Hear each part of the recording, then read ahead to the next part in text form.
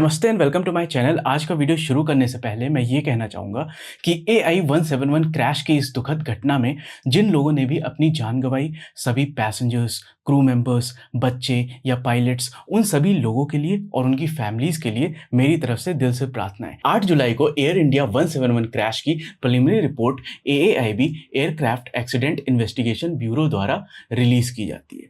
Report के अनुसार हमें यह पता चलता है कि एयरक्राफ्ट टेक ऑफ करने के कुछ ही सेकंड्स बाद एल्टीट्यूड लूज करने लगता है। जब एयरक्राफ्ट हॉस्टल बिल्डिंग से टकराता है उस वक्त उसका नोज थोड़ा ऊपर होता है, around 8 degree nose up altitude होता है। ये इंडिकेट करता है कि एयरक्राफ्ट लास्ट मोमेंट पे भी थोड़ा लिफ्ट जनरेट करने की कोशिश कर रहा था। देखिए, मैं कोई पायलट या एविएशन एक्सपर्ट नहीं हूँ, लेकिन रिपोर्ट पढ़ने के बाद जितना मुझको समझ में आता है वो मैं आपके साथ शेयर करने की कोशिश कर रहा हूँ ताकि हम समझ सकें कि एक्चुअली क्या हुआ था। सबसे इंपॉर्टेंट पार्ट रिपोर्ट का पेज 13 से शुरू होता है। पेज 13 से क्रैश का टेक्निकल ब्रेकडाउन शुरू हो जाता है। ये same aircraft Boeing 7878 tail number VTANB पहले दिल्ली से अहमदाबाद आता है एज फ्लाइट AI-423। उस फ्लाइट के दौरान पायलट्स एक डिफेक्ट नोटिस करते हैं, स्टैप पॉस XTCR।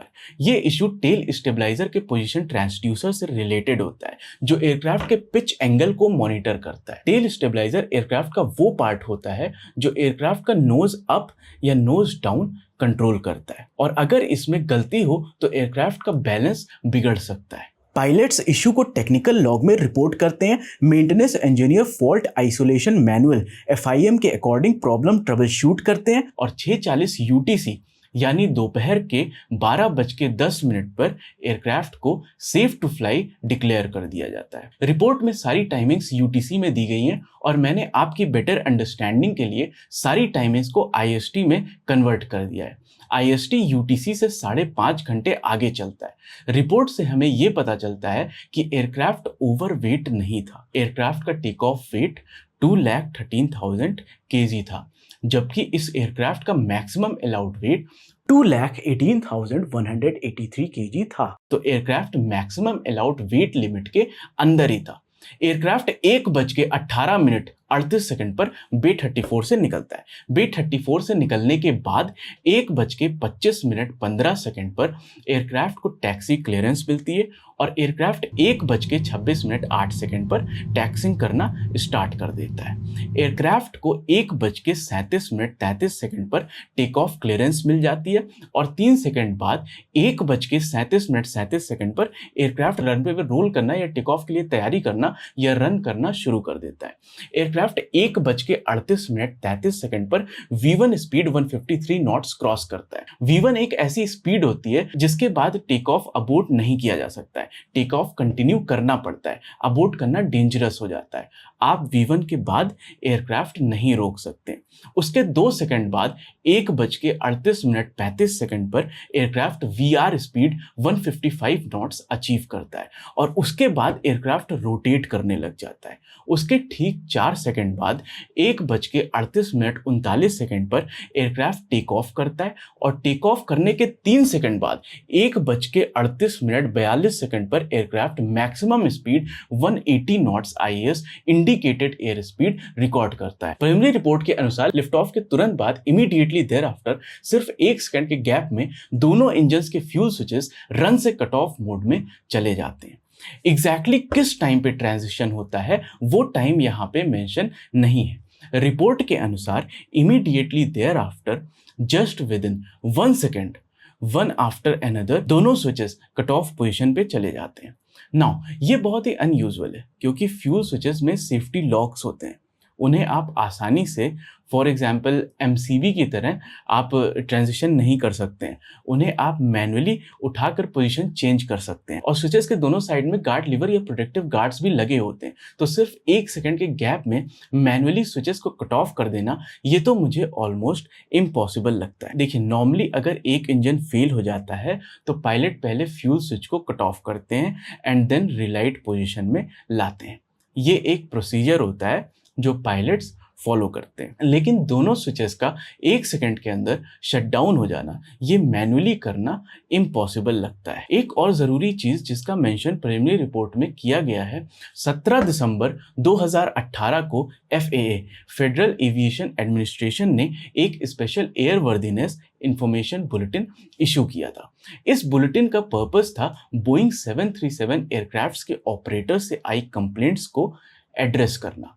कंप्लेंट्स ये थी कि कुछ एयरक्राफ्ट्स में fuel control switches without locking mechanism installed थे। इसका मतलब ये था कि अगर पायलट का हाथ एक्सीडेंटली स्विच पे जाकर टकरा जाता है तो वो स्विच डिसएंगेज हो सकता है, मतलब कट ऑफ पोजीशन पे जा सकता है, जिससे फ्यूल कट ऑफ हो सकता है, जो कि एक पोटेंशियल सेफ्टी इशू हो सकता है।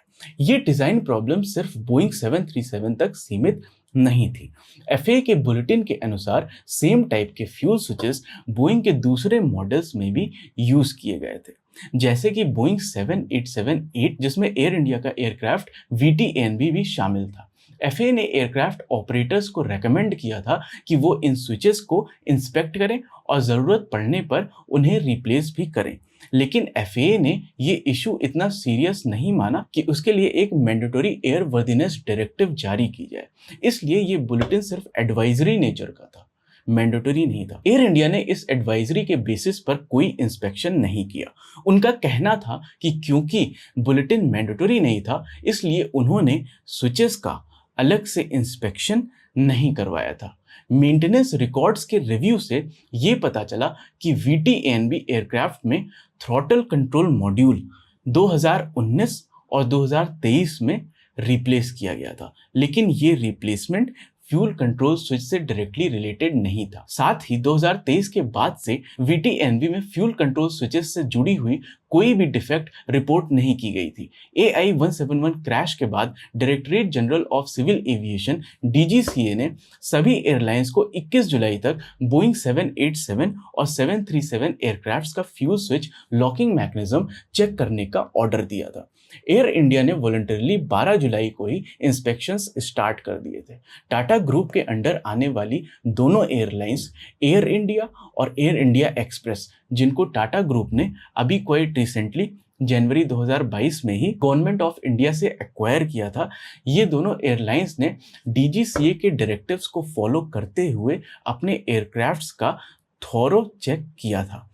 कंपनी का कहना था कि उनकी तरफ से कोई इशू नहीं मिला है और उनके प्लेन्स कंप्लीटली सेफ हैं। FAA फेडरल एविएशन एडमिनिस्ट्रेशन ने 2018 में भी fuel control switch locking system के डिसएंगेजमेंट का पोटेंशियल इशू रेज किया था, लेकिन उस समय कोई डायरेक्ट सेफ्टी थ्रेट नहीं माना गया था।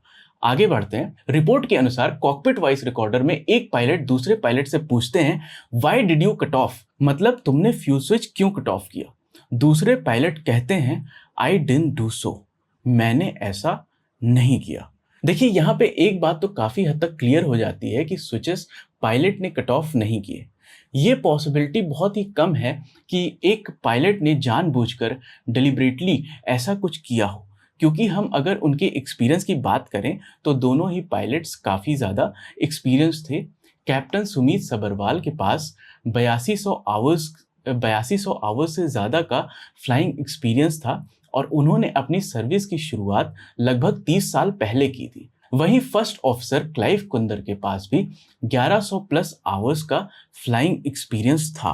कोई पायलट जो इतना ज़्यादा एक्सपीरियंस्ड हो, इतने सालों से सर्विस में हो, वो ऐसा कुछ with 230 passengers and 12 crew members including the pilots के साथ ऐसा कुछ डेलिबरेटली कर सकता है क्या? I don't think a normal person can do something like this. Preliminary report के अनुसार अब तक सिर्फ लिमिटेड कॉकपिट कॉन्वर्सेशन ही पब्लिक की गई है। पूरी कॉन्वर्सेशन अभी तक जनता के साथ शेयर नहीं की गई है। हमें फाइनल रिपोर्ट आने का इंतजार करना चाहिए। आगे बढ़ते हैं। जैसे फ्यूल स्विचेस कट ऑफ होते हैं, इंजन N1 और N2 दोनों की टेक ऑफ वैल्यूज नीचे जाने लगती हैं। Enhanced airborne flight recorder data के अनुसार फ्यूल स्विचेस कट ऑफ होने के बाद 1:38 पर इंजन N2 की स्पीड आइडल से नीचे चली जाती है, यानी इंजन शट होने लगते हैं। उसके तुरंत बाद रैम एयर टरबाइन डिप्लॉय होती है, जो कि रिपोर्ट में बताया गया है कि रैट टेक ऑफ के इनिशियल क्लाइंब के बाद ही डिप्लॉय हो जाती है। रैट एक इमरजेंसी पावर सोर्स होती है जो एयर प्रेशर से रोटेट होती है, और जब इंजन्स फेल हो जाते हैं तब ये हाइड्रोलिक्स और बेसिक इलेक्ट्रॉनिक्स को बैकअप पावर देती है। हाइड्रोलिक्स का काम एयरक्राफ्ट के इंपॉर्टेंट सिस्टम्स जैसे लैंडिंग गियर, ब्रेक्स और विंग्स के मूविंग पार्ट्स जैसे फ्लैप्स और रडर को कंट्रोल करना होता है। मैक्सिमम स्पीड गेन करने के 10 सेकंड बाद 1:38:52 पर इंजन 1 का फ्यूल स्विच वापस रन पोजीशन पे ट्रांजिशन हो जाता है। One more important thing to note here is that they take around 8 to 10 seconds. उनको 8 से 10 सेकंड लग जाता है to turn the switch back to the run position. Engine 1 का फ्यूल स्विच रन पे सेट होने के 2 सेकंड बाद 1:38:54 पर एपीयू इनलेट डोर ओपन होता है। एपीयू ऑक्सिलरी पावर यूनिट एक छोटा इंजन होता है जो एयरक्राफ्ट को बैकअप पावर सप्लाई करता है, स्पेशली ग्राउंड पे और इंजन फेलियर सिचुएशंस में। एपीयू इनलेट डोर ओपन होने के 2 सेकंड बाद 1:38:56 पर इंजन 2 का फ्यूल स्विच भी रन पोजीशन पे चला जाता है। रन पोजीशन पे जाने के बाद full authority digital engine control FADEC ignition और फ्यूल इंट्रोडक्शन स्टार्ट कर देता है। रिपोर्ट में फेडेक का फुल फॉर्म गलत लिखा हुआ है, full authority dual engine control लिखा हुआ है, डिजिटल इंजन कंट्रोल होना चाहिए। इसके बाद ईजीटी एग्जॉस्ट गैस टेम्परेचर राइज होने लगता है। इसका मतलब है कि इंजन रिलाइट होने का प्रोसेस शुरू हो जाता है। इंजन 1 रिकवरी स्टार्ट कर देता है, लेकिन इंजन 2 रिकवर नहीं हो पाता है और 1:39:05 पर एक पायलट रेडियो पे कॉल देते हैं, मेडे मेडे मेडे। एटीसी उनसे कॉल साइन कंफर्म करने की कोशिश करते हैं, लेकिन कोई रिस्पांस नहीं मिलता है। इसका मतलब है कि 1:39 कुछ सेकंड पर ही एयरक्राफ्ट क्रैश कर जाता है। 1:44 पर क्रैश फायर टेंडर रेस्क्यू के लिए निकल जाता है और लोकल एडमिनिस्ट्रेशन और फायर ब्रिगेड भी रेस्क्यू ऑपरेशन में जुड़ जाते हैं। अभी के लिए जो क्वेश्चंस अराइज हो रहे हैं वो ये है कि क्या इंजन्स पहले फेल हुए या फिर स्विच को मैनुअली कट ऑफ किया गया? क्या ये एक्सीडेंट एक सॉफ्टवेयर ग्लिच के कारण हुआ या मैकेनिकल फेलियर? अभी हाल ही में आई कुछ न्यूज रिपोर्ट्स के अनुसार इन्वेस्टिगेशन टीम ने फ्यूल कंट्रोल यूनिट के मैकेनिकल फेलियर को लार्जली रूल आउट कर दिया है, मतलब पॉसिबिलिटी को एलिमिनेट कर दिया है। पर ये ऑफिशियल फाइनल रिपोर्ट के आने के बाद ही क्लियर होगा कि क्या फ्यूल कंट्रोल यूनिट में कोई मैकेनिकल फेलियर था या नहीं था। आगे बढ़ते हैं। क्या पायलट की मेंटल हेल्थ कंडीशंस ठीक नहीं थी? क्या पायलट ने जानबूझकर स्विचेस को कट ऑफ किया? क्या ये सबोटाश हो सकता है? क्या स्विचेस को 1 सेकंड में कट ऑफ किया जा सकता है? क्या स्विचेस ऑटोमेटिकली कट ऑफ हो गए थे? क्या इसमें कोई कंस्पिरेसी थियरी इन्वॉल्व हो सकती है? देखिए, अगर कंपनी पायलट एरर प्रूव कर देती है तो इंश्योरेंस क्लेम्स करने का जो प्रोसेस होता है वो कंपनी के लिए काफी आसान हो जाता है।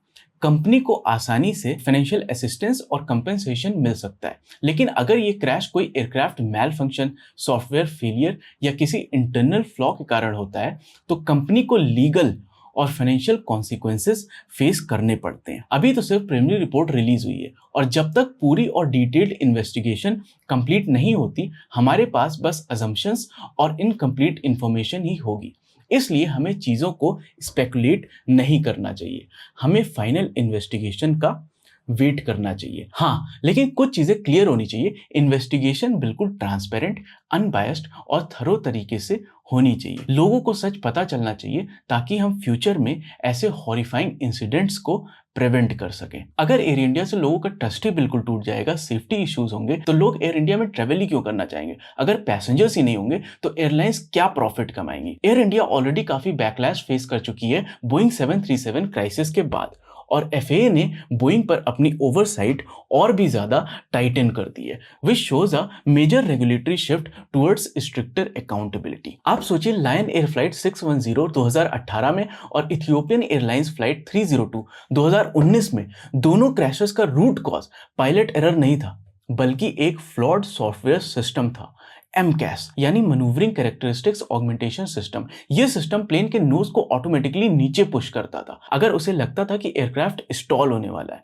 लेकिन इथियोपियन एयरलाइंस के केस में एक faulty angle of attack sensor ने गलत डेटा भेजना स्टार्ट कर दिया, जिस वजह से एमकेएस बार बार इंटरवीन करता रहा बिना पायलट्स के जाने। जब एंगल ऑफ अटैक ज्यादा हो जाता है तो एयरक्राफ्ट स्टॉल कर सकता है, यानी प्रॉपर लिफ्ट नहीं मिल पाती है और प्लेन गिरने लगता है। प्रॉब्लम ये थी कि पायलट्स को एमकेएस के बारे में प्रॉपर ट्रेनिंग ही नहीं दी गई थी, ना मैनुअल में उसका जिक्र था, ना सिमुलेटर ट्रेनिंग में। सोचने वाली बात यह है कि ये सब कुछ पायलट्स के कंट्रोल के बाहर हो रहा था और बोइंग ने नोइंगली एक ऐसे सिस्टम को डिप्लॉय किया था जिसका डॉक्यूमेंटेशन तक कंप्लीट नहीं था। बोइंग के खिलाफ पहले भी सेफ्टी कंसर्न्स रेज किए जा चुके हैं। सिंथिया किचन्स बोइंग के चार्ल्सटन प्लांट में फॉर्मर क्वालिटी मैनेजर रह चुकी हैं। उन्होंने खुद बताया कि किस तरह प्रोडक्शन डेडलाइंस मीट करने के प्रेशर में सब स्टैंडर्ड पार्ट्स का यूज हो रहा है। इंटरनल डॉक्यूमेंट्स, फोटोज और इंस्पेक्शन रिपोर्ट्स के जरिए उन्होंने प्रूफ दिया कि क्वालिटी स्टैंडर्ड्स को इग्नोर किया जा रहा है। और सबसे शॉकिंग बात, ऐसे डिफेक्ट्स वाले कम से कम 6 बोइंग 787 एयर इंडिया को डिलीवर किए गए थे। सिंथिया किचन्स जब बोइंग के चार्ल्सटन प्लांट में एज अ क्वालिटी मैनेजर काम कर रही थी, तब उन्होंने एक बात कोट की थी जो मैनेजमेंट के किसी मेंबर ने कही थी। None of these planes are staying in America, they are all going overseas. ये कोई प्लेन्स अमेरिका में नहीं रहेंगे, ये सारे प्लेन्स ओवरसीज जा रहे हैं। सोच के ही डर लगता है। और सिर्फ सिंथिया ही नहीं, जॉन बार्नेट, एक और फॉर्मर क्वालिटी मैनेजर, उन्होंने भी काफी पहले बोइंग की इंटरनल प्रैक्टिसेस को लेकर वार्निंग दी थी। जॉन ने अपने पूरे करियर के दौरान एयरक्राफ्ट सेफ्टी को लेकर सीरियस कंसर्न्स उठाए थे। उनका कहना था कि सेफ्टी चेक्स को जानबूझकर स्किप किया जा रहा है, सिर्फ इसलिए ताकि प्रोडक्शन डेडलाइंस मीट हो जाए। सोचिए, जब सेफ्टी जैसे क्रिटिकल एस्पेक्ट को भी स्पीड के लिए लापरवाही से लिया जा रहा हो तो कॉन्सिक्वेंसेस कितने डेंजरस हो सकते हैं। जॉन ने यह भी हाईलाइट किया था कि बोइंग के मैन्युफैक्चरिंग फ्लॉज तुरंत सामने नहीं आते। ये डिफेक्ट्स कभी कभी सालों बाद सरफेस होते हैं, जब एयरक्राफ्ट ऑलरेडी एक्टिव सर्विस में होता है। मतलब एक गलती जो आज की गई है उसका नतीजा 8-10 साल बाद एक डिजास्टर के फॉर्म में सामने आ सकता है। लेकिन सबसे शॉकिंग बात तो तब सामने आती है जब मार्च 2024 में जॉन बार्नेट की डेथ की खबर मिलती है, और वो भी एक अपरेंट सुसाइड के फॉर्म में। जॉन बार्नेट को उनके होटल के पार्किंग लॉट में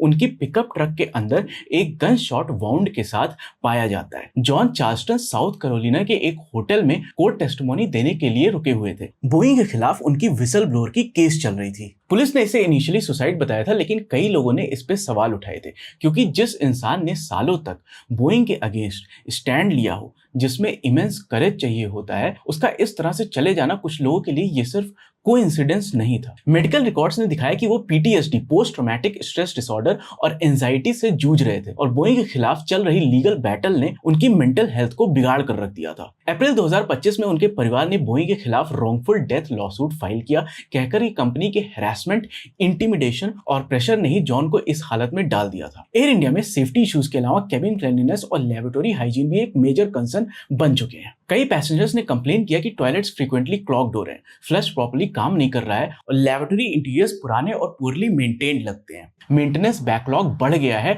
और क्लीनिंग स्टैंडर्ड्स में नोटिसेबल डिक्लाइन आया है। कुछ केबिन क्रू ने यह भी बताया कि कई बार पैसेंजर्स टॉवल्स या कपड़े फ्लश कर देते हैं, जो प्लम्बिंग सिस्टम्स को सेवियरली डैमेज करता है। अब इसमें तो रिस्पांसिबिलिटी पैसेंजर्स की भी बनती है। इसके अलावा बोइंग की रेपुटेशन भी अब ग्लोबल स्क्रूटनी का सब्जेक्ट बन चुकी है। बोइंग के ओवरऑल रेपुटेशन पर भी ग्लोबल लेवल पर सवाल उठ रहे हैं। बोइंग एयरक्राफ्ट्स में लैंडिंग गियर फेलियर्स, इंजन मैलफंक्शंस और इन फ्लाइट सिस्टम एरर्स जैसे इंसिडेंट्स पब्लिक ट्रस्ट को अंडरमाइन या कमजोर कर रहे हैं। एक टाइम पर बोइंग नील आर्मस्ट्रांग जैसे हिस्टोरिक मिशंस के थ्रू ग्लोबल इंजीनियरिंग एक्सीलेंस का सिंबल था, लेकिन अब उसकी इमेज टार्निश होती नजर आ रही है। नासा एस्ट्रोनॉट सुनीता विलियम्स का डिलेड रिटर्न भी बोइंग के स्टार लाइनर कैप्सूल के टेक्निकल प्रॉब्लम्स की वजह से हुआ था। देखिए, जब तक एयर इंडिया अपने फ्लीट के पुराने एयरक्राफ्ट्स को टाइमली अपग्रेड नहीं करता, रिफिट नहीं करता, नए प्लेन्स को इंट्रोड्यूस नहीं करता और पायलट प्लस क्रू शॉर्टेज को रिजॉल्व नहीं करता, मेंटेनेंस स्केड्यूल्स को स्ट्रिक्टली फॉलो नहीं करता, तब तक एयर इंडिया की सर्विस प्रीमियम और रिलायबल नहीं बन पाएगी, और तब तक एयर इंडिया के साथ सफर करना